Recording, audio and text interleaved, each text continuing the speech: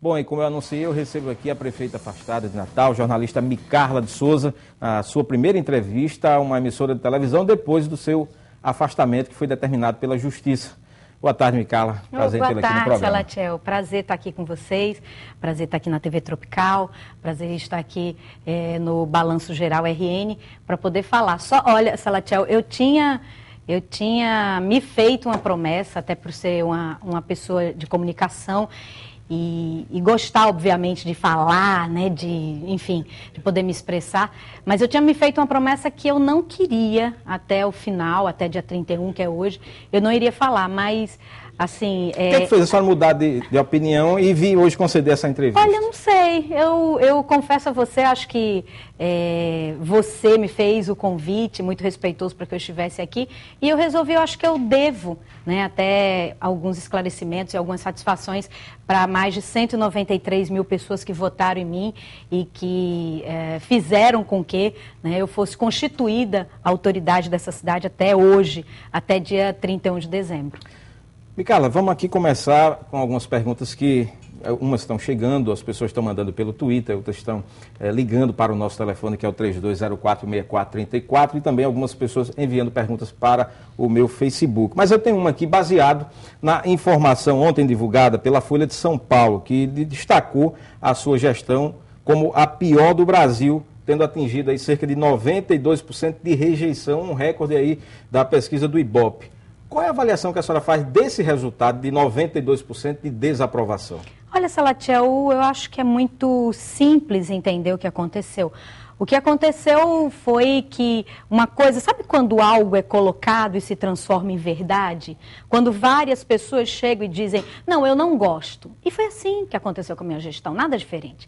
Eu tenho a convicção de que eu ousei muito. No momento em que eu não fui uma prefeita de cuidar do desenvolvimento urbano, eu priorizei o desenvolvimento humano. Eu priorizei a UPA, eu priorizei as AMES, eu priorizei os centros de educação infantil, eu priorizei o salário do funcionário público e, com certeza, numa cidade como Natal, onde só vem caindo a arrecadação, onde só vem se reduzindo o que a cidade entra, é óbvio que as pessoas acostumadas, até incentivadas também por grupos políticos poderosos dessa cidade, que viram que não conseguiriam me tutelar, começou a virar uma coisa de, eu gosto muito da UPA, eu gosto da AME, olha, eu uso o serviço, mas e a administração de Micarla? Não gosto. É péssima. Então, isso acabou sendo, sabe aquela coisa de todo mundo falava, e o que eu posso dizer é que eu não me arrependo do que eu fiz. Eu não me arrependo, sabe por quê, Salatiel? Porque hoje, quando eu passo lá na frente do Sandra Celeste e vejo o Sandra Celeste fechado, escrito não tem médico, dói meu coração. Dói porque não foi para isso, para não ter médicos, que eu abri o Sandra Celeste. Não foi para não ter, por exemplo, não foi para não ter merendeira que eu abri os CMEs, os 53 CMEs que eu abri. Então, eu tenho muito orgulho de tudo que fiz. Tenho muito orgulho de ter dado dignidade a 21 mil servidores públicos que nunca tiveram uma prefeita que olhasse por eles. Isso impactou na folha, lógico, 7 milhões a mais por mês. 7 milhões, Salatiel, dava para ter feito muita rua, dava para ter calçado muita rua, mas eu preferi, eu fiz uma opção por gente, pelo servidor, pelo funcionário. Fiz opção, por exemplo, pelas casas. Foram 3.200 pessoas, foram 7 favelas a menos na nossa cidade. E quem recebeu esse benefício sabe que foi na minha gestão. Então, quando hoje a gente vê, porque a Folha de São Paulo esqueceu de dizer que a minha gestão também foi a gestão que mais entregou escolas nesse país. Foi a gestão que mais entregou escolas de educação infantil nesse país em 4 anos. Nenhuma outra cidade, nem São Paulo, conseguiu entregar 53 escolas de educação infantil e eu fui a única que entreguei. Questões como passe livre, que eu acho que as pessoas só foram perceber a importância do passe livre quando o Seturne resolveu acabar com o passe livre. Foi ali que teve todo aquele movimento, aquela movimentação imensa, quando o Seturne resolveu acabar. Mas o passe livre, que faz com que as pessoas economizem, que não fiquem trancafiadas naquelas estações de transferência, esperando, mulheres passando por sérios constrangimentos, principalmente. Então, questões como essa, UPA, UPA, AMES, CEMEIs, erradicação de favelas, salário, né, melhoria, plano de cargos e carreiras para os nossos servidores, tudo isso foi feito na minha gestão e eu tenho muito orgulho disso. Você falou que quando passa pelo Sandra Celeste, vê aquela unidade hospitalar que a senhora entregou, quando vê a UPA, mas hoje, quando a senhora vê a realidade de Natal, com buracos espalhados na Zona Norte, Sul, Leste e Oeste, calçadão de Ponta Negra que desabou, né? A gente vê o lixo espalhado nesse período, já há algum certo tempo, a coleta não é regular, a gente vê unidades de saúde sendo fechadas, escolas, né? O ano letivo prejudicado pela falta da merendeira, pela falta do ASG, do porteiro, salários atrasados, dificuldade para conseguir pagar a folha. E aí, Micala? Olha, o que é que aconteceu? Até 31 de outubro eu posso falar, porque até 31 de outubro eu era prefeita de fato e de direito. Hoje eu sou prefeita de direito, termino agora meia-noite o mandato, mas não sou mais prefeita de fato. Eu não tenho mais nenhuma ingerência sobre o que acontece na prefeitura. Antes, quando eu era prefeita, existia um binômio. E as pessoas ficavam batendo nesse binômio. É lixo, é buraco, é lixo, é lixo, é buraco. E não saíam disso. O problema da gestão Micarla é lixo e buraco. E agora, Salatiel?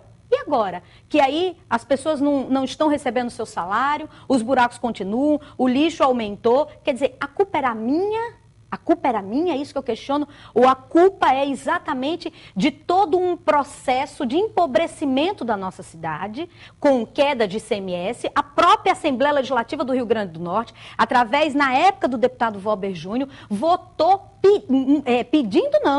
tirando, eles falavam que era a lei Robin Hood, era para tirar do rico e dar para o pobre. O rico era Natal, o rico era Parnamirim, o rico era São Gonçalo, o rico era Mossoró. E tirar desses municípios para dar para os municípios pequenos. Nem resolveu o problema dos municípios pequenos e muito menos de Natal, que perdeu em um só ano. Esse ano, a queda nossa vai chegar a mais de 30 milhões de reais, quase 40 milhões de reais a menos na nossa cidade. Então, esse empobrecimento da cidade, o FPM caindo, porque foi dada a isenção. O FPM é o Fundo de Participação dos Municípios. Ele é formado basicamente de dois impostos. Um, que é o IPI, o Imposto sobre Produtos Industrializados. E o outro é o Imposto de Renda. Na hora que o governo federal vai e dá zero de IPI para carros, faz o quê, Salatiel? Cai assustadoramente o valor do FPM. Então, peraí, Natal vive de IPTU. Esse ano, a gente ultrapassou 50% de inadimplência do IPTU em termos de número de imóveis. 50%. Na Zona Norte, o número chegou a mais de 80%. Então, já não se tem essa arrecadação com o IPTU, como deveria se ter. Aí você tem um FPM, que cai por conta dessa isenção do IPI dos carros. Cai também. E tem a questão da retirada do valor do ICMS. Então, qual é a mágica que se pode fazer? O que é que se pode fazer? Agora, o que eu fiz até o dia 31 de outubro foi realmente priorizar salário, que nunca atrasou na minha gestão. Eu digo mais uma vez, salário nunca atrasou da minha gestão. Médicos, a única vez que a gente teve um problema, a única vez que era por falta de repasse do governo do Estado, o governo do Estado repassou e imediatamente nós voltamos, quer dizer, foram em 4 anos apenas um problema com relação aos médicos. Eu nunca tive problema também na minha gestão com relação à paralisação de terceirizados na educação. Então foram questões, isso eu acho que dá para as pessoas entenderem que não existe salvador da pátria, que não existe nenhuma varinha de condão, que a cidade natal precisa sim, aí isso precisa, de que pare de se fazer politicagem, que pare de que esses grupos que detêm o poder fiquem naquela do quanto pior, melhor, e realmente façam acontecer e ajudem a nossa cidade. Isso daí é o que realmente precisa. Ô, Micala, e como é que a senhora vê e enxergou esse seu afastamento? É que a senhora atribui, porque o Ministério Público disse que afastou, solicitou seu afastamento autorizado pela Justiça, baseado numa investigação da Operação Asepsia, que diz que a senhora teria utilizado recursos da Prefeitura para comprar joias, para pagar supermercado, para contas e despesas pessoais. O que é que existe de verdade nisso? Olha, é incrível, Salatiel. Assim, é algo que eu vou tentar falar com toda a sobriedade, porque isso é algo que eu sofri muito. Eu imaginava hoje, dia 31 de dezembro, estar num outro momento, entregando a cidade de uma outra forma. Nós tínhamos como agora, logo em seguida da campanha, eu já tinha conseguido com a nossa presidenta Dilma 10 milhões de reais para obras de recapeamento que começaram a ser feitas na nossa cidade. Estava buscando outras soluções para outros problemas da cidade, também junto ao governo federal, que já tinham se abertas várias portas. Então eu imaginava um final de ano completamente diferente. Eu não queria entregar a cidade da forma como eu recebi. A forma como eu recebi, com mais de 200 milhões em débitos, do jeito que eu recebi com empresas que prestavam serviço de limpeza urbana em débito, o governo passado, que vai ser o próximo, com 10 meses de atraso, por exemplo. Algumas empresas estavam com 10 meses de atraso e eu não queria fazer com os outros o que fizeram comigo. Eu queria poder entregar. E essa arrumação da casa nos últimos meses, realmente, assim, eu fiquei muito abalada, muito mesmo, emocionalmente. Eu sou uma pessoa de carne e osso. Às vezes, quando eu vejo as pessoas falando dessa Micarla aí, não é um personagem que criaram, né, Salatiel? Não é, assim, não é essa pessoa que eles estão falando, não sou eu. Essa pessoa não sou eu. Então, o que eu quero dizer, só complementando, assim, é surreal se imaginar que alguém como eu, que sempre trabalhei na vida, desde os 16 anos, que sou empresária, que tenho meus veículos de comunicação, que recebo como prefeita de Natal, inconcebível imaginar que eu pagaria a escola dos meus filhos usando dinheiro público. Peraí, não tem um cheque da prefeitura que chega e se faz e vai pagar, não. Não tem um cheque da prefeitura que me dê um chequinho da prefeitura para eu ir ali pagar minhas joias. Não existe isso. Então, assim, infelizmente, eu entro para a história como a única governante desse país, em pleno período democrático, caçada, não foi uma cassação branca, mas eu fui caçada por uma liminar judicial, porque até agora, você que está em casa, é bom que você saiba, não existe nenhum tipo de processo contra mim, não existe nenhum tipo de ação contra mim, não existe nada. A única coisa que existe são indícios, e é muito perigoso, Salatiel, você culpar alguém, tirar alguém de uma prefeitura por indícios. Ô, prefeita, a Ingrid Machado pergunta aqui, a senhora chegou a desviar dinheiro público? Nunca, nunca, nunca. Eu digo isso porque eu sei que a população de Natal me conhece, sabe de onde eu venho. Olha, Ingrid, eu vou falar uma coisa para você. Eu não fui a primeira governante dessa cidade, desse estado, a sofrer isso. Vamos recapitular. Lembra aí, por exemplo, agora, da futura vice-prefeita, que foi a ex-governadora, olha só o que ela foi acusada de folheaduto, foi acusada de operação Ija, o filho chegou a ser preso, pecado capital, ouro negro, todos os irmãos envolvidos.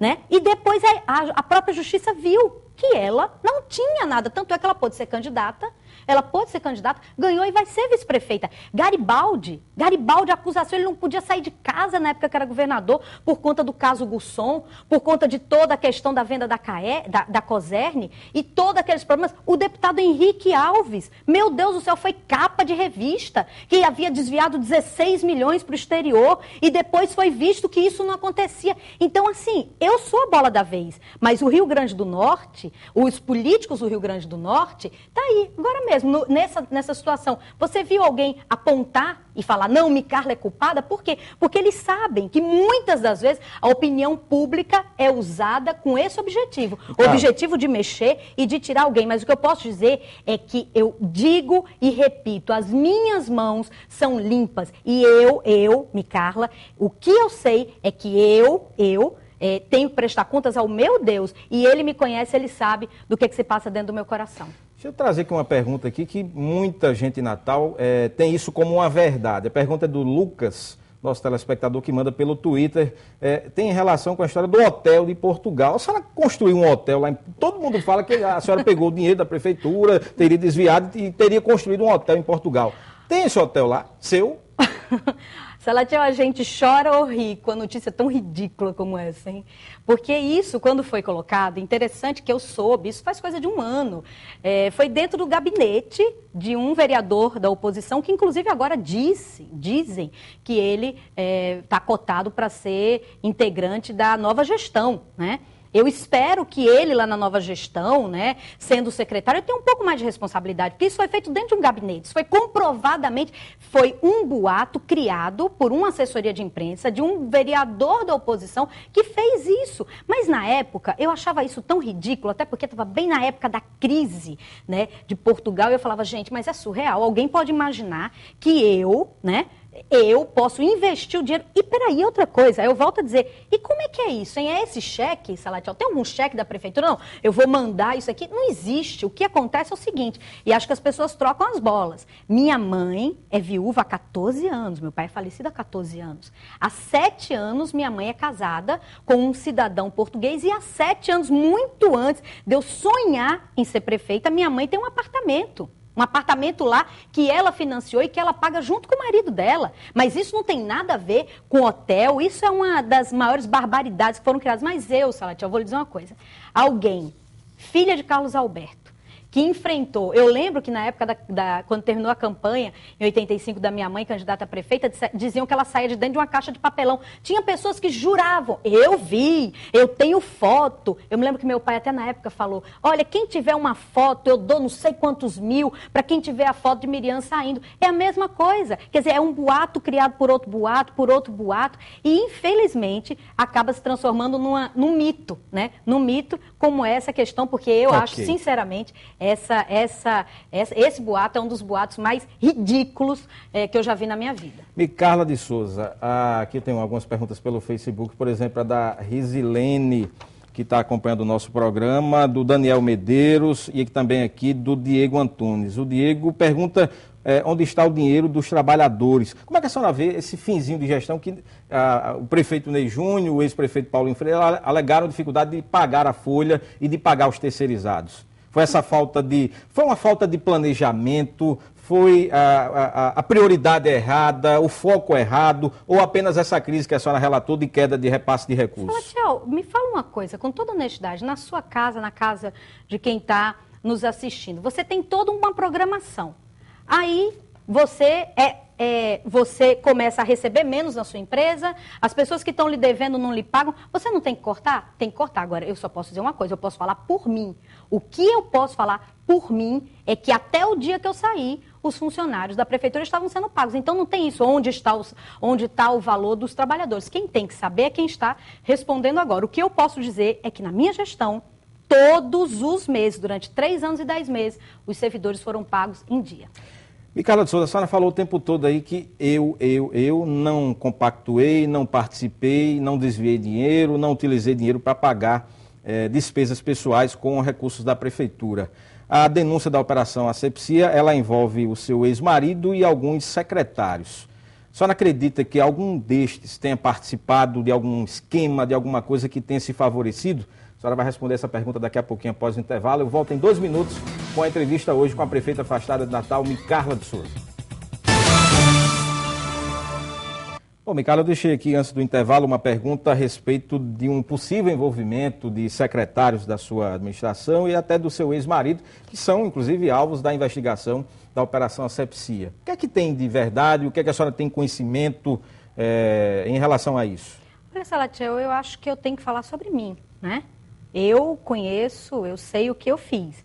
Com relação a qualquer outra pessoa que esteja sendo colocada, a Justiça vai, com certeza, estar aí, né, junto com o Ministério Público, está investigando e vamos esperar para ver o que é que vem, né, o que é que vai ser pontuado. É só isso que eu tenho a colocar. Você prefere ter cautela em relação a outros? Não, eu prefiro que a Justiça, né, a Justiça é paga para poder ver, para poder decidir.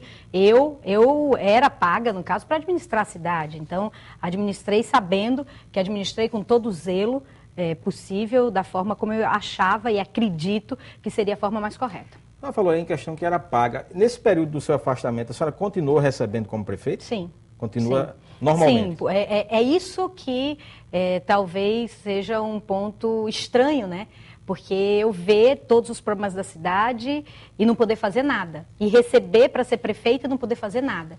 Realmente foi uma situação, no mínimo, assim, diferente, né, Salatiel? Eu trabalho desde os 16 anos de idade, sempre a minha vida foi trabalhando e eu vendo e sabendo como fazia, né, sabendo quais eram os problemas e como resolver, mas infelizmente, como eu disse, eu entro para a história como a única governante do Brasil, em pleno período democrático, afastada por uma liminar judicial sem que houvesse nem sequer nenhum inquérito aberto contra mim. Micaela, eu queria que a gente fosse bem rapidinho, fazer um ping-pong aqui com algumas perguntas dos nossos telespectadores. O Cleiton, que está em Serra Rosado, pergunta que se depois dessa reprovação popular, a senhora vai ser candidata a alguma coisa? Olha, Cleiton, eu digo a você, a política eu não vou cuspir no prato que eu comi, não. A política eu agradeço muito a Deus por ter me dado a oportunidade de ter entrado na política. Foram 8 anos como política, mas eu não quero mais. É uma decisão que eu já tomei, é uma decisão de foro íntimo, pessoal, é uma decisão que eu tomei junto com os meus filhos. Eu acho que os meus filhos, com certeza, foram as maiores vítimas de toda essa história. Cacá tem 10 anos, Theo tem 8 anos, e eles sofreram muito e continuam sofrendo. E eu não sei, assim, eu como mãe, eu fico imaginando que tipo de sequela isso pode trazer para o futuro dos meus filhos. Então, não quero mais. Eu quero agora voltar a ter a vida que eu tinha antes, eu quero voltar a cuidar das minhas empresas, dos meus negócios, quero voltar, né, a fazer o que eu gosto de fazer, que é jornalismo, quero me dedicar aos meus filhos. É só isso, eu quero voltar a ter a minha vida de volta. É só isso, eu quero pegar minha vida e poder vivê-la de novo. Procede a informação de que a senhora está criando uma igreja, vai ser pastora, vai apresentar programa evangélico. O que é que tem de verdade nisso? Esse é mais um boato, né, Salatiel? Primeiro, eu sou evangélica, sim, com muito orgulho. Eu acredito, inclusive, que tudo isso que eu enfrentei, se eu não tivesse tanta fé no meu Deus, se eu não soubesse que eu tenho um Deus tão forte e poderoso que me sustém, eu não sei como eu estaria aqui agora. Se eu não tivesse tanto apoio, tanto suporte como eu tive dos meus irmãos, de várias igrejas, de pessoas que realmente estiveram e estão ao meu lado. Agora, pastora, ninguém se autodenomina pastora. Se um dia Deus me der o dom pastoral, com certeza eu o receberei com muito bom grado e com certeza também serei muito feliz podendo ser pastora. Mas isso não é uma coisa que eu já tenha recebido, isso não é algo que se determina, um pastor chega e diz, você vai ser pastora. Não é assim. E com relação à igreja, eu realmente, foi mais um boato, junto com essa história do Hotel de Portugal, surgiu também, cada hora aparecia uma igreja nova que eu estava abrindo. Não. Eu fui batizada pela Igreja Batista da Lagoinha, aqui em Natal, frequento a comunidade carismática cristã também, mas enfim, não existe nenhum tipo de questões relacionadas a isso. Micaela, a senhora falou em boato aí, o Felipe Guedes pergunta, a senhora esteve ausente de Natal há algum tempo, viajou com medo, ameaça de morte, foi por isso que a senhora foi para Portugal. Meu Deus. Chegou a ter ameaça de morte, alguma coisa desse tipo? Não, essa daí é nova para mim, esse boato aí é novo. Não, Felipe, eu não sofri ameaça de morte, muito pelo contrário, em todos os lugares. Chegou a se ausentar da cidade? Eu fui durante um final de semana para um evento da igreja, um retiro que teve da igreja em Recife, mas foi um final de semana e voltei, mas do Brasil de forma alguma, não me ausentei até o dia 31, exatamente porque eu acreditava que a qualquer momento a justiça pudesse fazer justiça e me voltar. Então, eu não saí do país em nenhum momento e essa questão é só mais um daqueles imensos boatos que criaram a respeito de mim. Micaela, o Hugo Vieira, pelo Twitter, pergunta, a senhora acredita que estava preparada para assumir a Prefeitura de Natal? E quem pode dizer que está preparado? O Salatiel é igual um casamento. Você casa, você tem ali no caso, o marido, a esposa, e você jura que você está preparada para o casamento. É igual no emprego, você jura que você está preparado para aquele cargo. Mas não tem como se dizer, olha, eu estou preparado, eu não estou preparado. Eu aprendi muito, isso eu posso dizer. Eu aprendi bastante. Hoje eu sou uma pessoa completamente diferente daquela Micarla de 4 anos atrás. Eu imaginava, até por ser política 4 anos, eu imaginava que eu já soubesse muito. Mas só o dia a dia que pode fazer com que alguém possa estar preparado. Inclusive até o próprio futuro prefeito, a partir de amanhã, o novo prefeito de Natal, ele não vai mais encontrar os mesmos desafios. Por exemplo, quando ele era prefeito, o Fundo de Participação dos Municípios batia recordes. O Brasil crescia uma taxa de 8% ao ano. O Brasil esse ano vai crescer 1,9% nesse ano de 2012. Não existia naquela época as redes sociais tão importantes e que cobram tanto, né?